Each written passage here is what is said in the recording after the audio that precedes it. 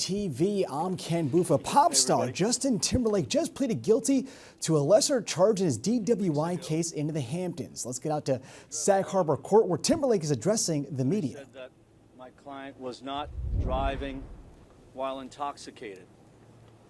After much discussion and a thorough review of the evidence, today the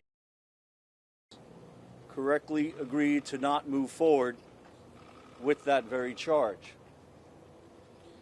You see, the evidence revealed that my client finished the contents of at the American Hotel. And contrary to what was reported, he wasn't drinking other people's drinks or warned in advance not to drive. He wasn't rude, he wasn't obnoxious, he wasn't belligerent. In fact, he was polite, and he was cooperative, and he was respectful during his entire encounter with law enforcement, as they were to him. His plea today to the reduced and amended non-criminal charge, this traffic violation, is consistent with these facts and full acceptance of responsibility for them. I would like to thank the Suffolk County District Attorney's Office for its swift, diligent, and thoughtful review of that evidence and a fair resolution, like I said, of this very case. District Attorney Tierney and ADA Shalafeld, Bureau Chief Pat O'Connell, and ADA Leader, they worked extremely hard on this matter, and their door, my legal team, to discuss and to negotiate and to laser into the issues of this case. My legal team, my co-counsel David Smith, E.J. Burke, my paralegal Kelly Fahey behind me, my interns Brendan and Charlie, who aren't here, allowed me to walk into those doors of the District Attorney's Office to be fully prepared. And their diligence was immeasurable within these last 90 days. I would also like to thank the court for its mindful acceptance of this resolution, and the clerks at the court, Cindy and Michelle, who I know very well, and all their hard work again over these last 90 days. I'd also like to thank the Sag Harbor Police Department, who I know very well, and they do a wonderful job, and they serve and protect this wonderful village of Sag Harbor.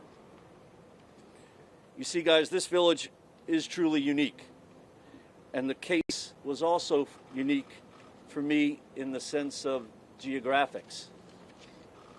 As you probably know, my office is right on Main Street, right across the street from the court, right next to the American Hotel, and right next to the Sag Harbor Police Department. It's such short distances where this case emanated out of. But coming out of this case, I believe will have a message that will travel long distances and extend far and wide, because it's that message coming from Justin himself as he'll approach here and address you all and tell you what's in his head and in his heart. So I'd like to turn that over to Justin. Thank you, Ed. Good morning, everyone. So I don't know how many of you were in the court, what I had to say in the courtroom, but I'll reiterate that and say this to you. Many of you have probably been covering me for a lot of my life, and as you may know, I try to hold myself to a very high standard for myself. And this was not that. This was not that. I found myself in a position where I could have made a different decision. But I've had some time to reflect on that. And I also understand by, the fact that all of you are here, that I have a platform, you have a platform, we share that platform. And so what I'd like to say to everyone watching and listening, even if you've had one drink, don't get behind the wheel of a car. There's so many alternatives. Call a friend, take an Uber. There's many travel apps. Still, take a taxi. This is a mistake that I made, but I'm hoping that whoever's watching and listening right now can learn from this mistake. I know that I certainly have. And like I said, even one drink, don't get behind the wheel of a car. I also said this in the courtroom before, but I grew up in a small town.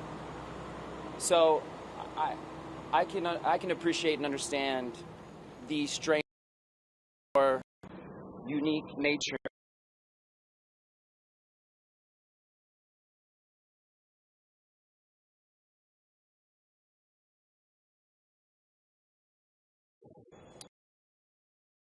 everyone outside, including the police department, that I'm very grateful, and I thank them. And I guess in closing, I'd like to say we can all be more safe out there. And I'm going to